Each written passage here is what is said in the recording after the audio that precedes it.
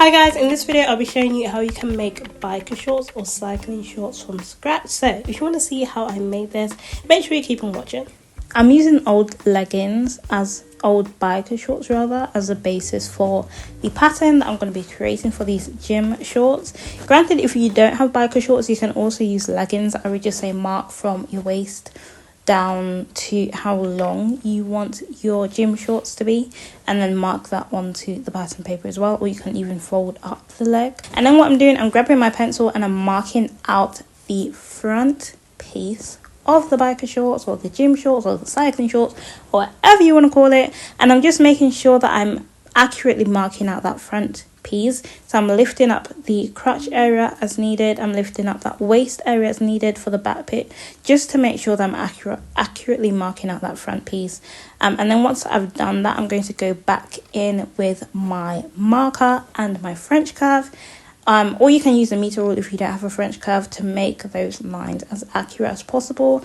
Mind you, for me, I'm making this slightly bigger than the biker shorts I already own, so I'm adding a bit of an extra like seam allowance to make sure it fits me accurately. So for the sides, if the leggings or the biker shorts that you're using as a basis for your pattern fits the way that you want it to, I would just go ahead and add 1/4 of an inch seam allowance to the sides. So that's that crotch seam, that's that hip seam, and that's the inner leg seam as well, inseam as well, that's the right word for it. If your leggings are a bit tight on you or you want your biker shorts to be a bit looser, then I would add extra seam allowance to the outer side, so that's the hip side of your biker shorts, and that's going to allow you to make sure that your pattern or your biker shorts fit you the way that you want it to without it adding extra bagginess to like your crotch area or your inseam area as well. So just bear that in mind as you're creating your pattern. So once you've made those markings and you have your front piece pattern, I'm going to go ahead and label it, and then I'm cutting that out, and that's going to be our front piece. And then again, we're going to repeat the same steps of using our biker shorts or our leggings to mark out the back piece.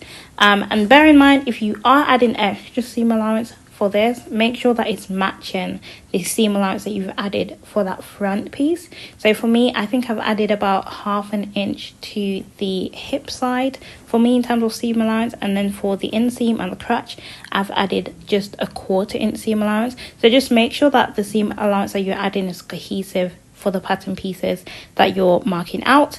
And then I've added 1/2 inch seam allowance for the top, so that's going to have the elastic, and 1/2 inch seam allowance for the bottom, because that's what we're going to hem as well. Hopefully my explanation makes sense. If it doesn't, it will make sense in a minute, don't worry about it. We're just going to go ahead and label that back piece as well, and then we're going to go in with our paper scissors and we're going to cut that out, and then we have our 2 pattern pieces. Once you have your pattern pieces, we're going to lay them out on our fabric. I'm using scuba fabric, and I'm starting off with that front piece. So I'm making sure to pin the pattern piece to the fabric so that it's straight or very secure.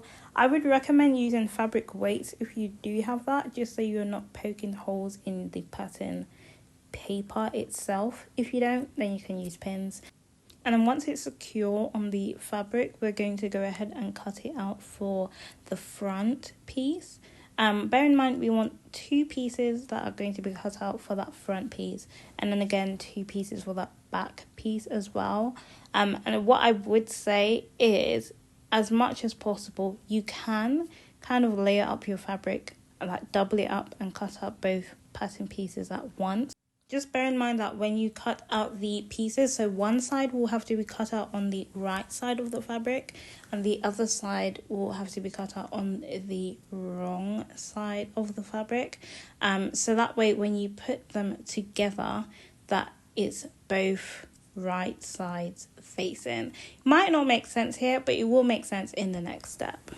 So once we've cut out those pieces, we're going to have 4 pieces in total, and we're laying our front pieces together right sides facing and our back pieces together right sides facing, and we're going to pin along the crotch for both pieces, and that's the first stitch that we're going to make. So just pinning across all the way down on the crotch for both the front and the back piece, and then we're going to jump over to our sewing machine and stitch that.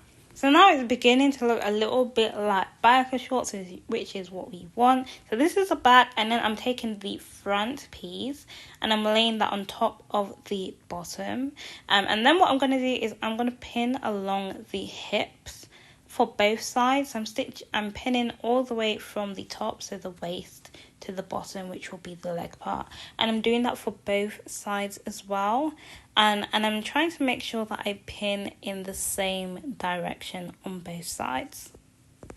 I'm also going to pin the crotch area as well, so I'm pinning along the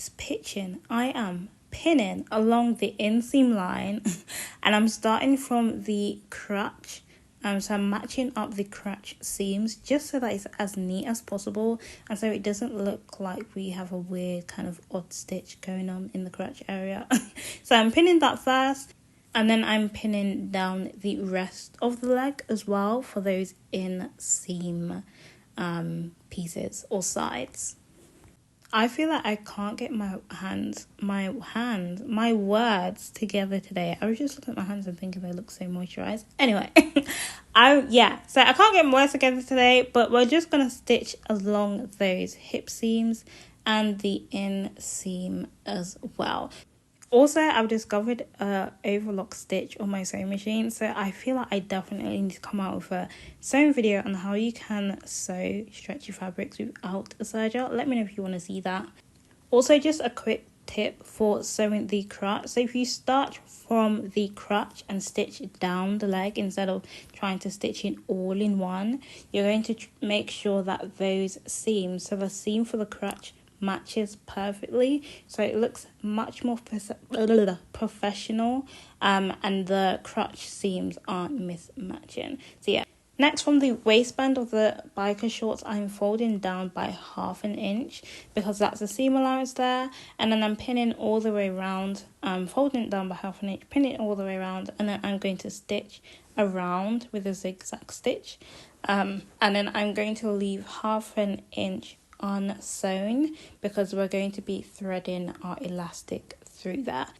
Ideally, you want to use 1/2 inch elastic for this and measure out the elastic to the size or the length or the circumference of your waistband rather. So mine is 26 because that is the circumference of my waist, and then I want to put a safety pin through the top of that elastic, and I'm threading it through the gap of the waistband or the waist of our biker shorts, and I'm making sure that I thread it all the way through until it pops out the other end.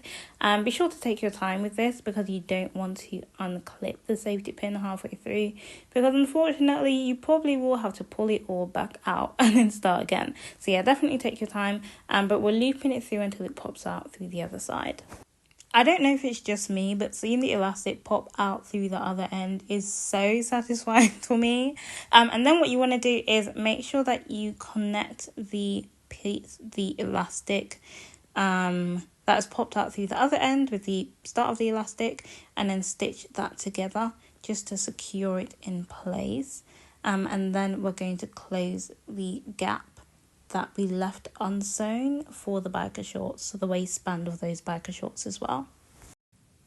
And just like that, we're at the last step, and the last step is we're just going to pin the hem by 1/2 inch, and then we're going to stitch all the way around. I'm using a zigzag stitch, and then once we have hemmed that, we are all done and we're good to go. And here's the final result.